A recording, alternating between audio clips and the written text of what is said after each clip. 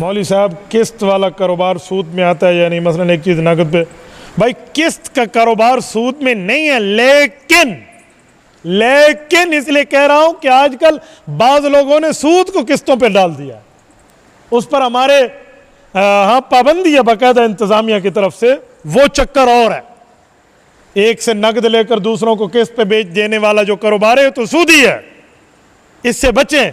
आम तौर पे कोई किस्त पे चीज बेचे तो वो सूद नहीं है, लेकिन इस बारे में तफसील है। बेहतर है कि आप मौलाना साहब के पास आएं और उनको बताएं और उनसे तफसील ले लें।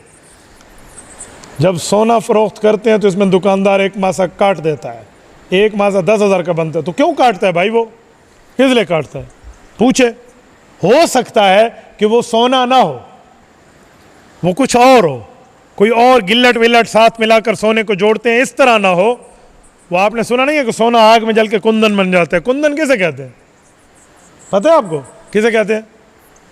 अभी कोई बता रहा था, सोना आग में जल के कुंदन बन जाता है। कुंदन किसे कहते हैं? खालिस सोना, ठीक है, यानी उसमें मिलावट खत्म हो जाती है ना।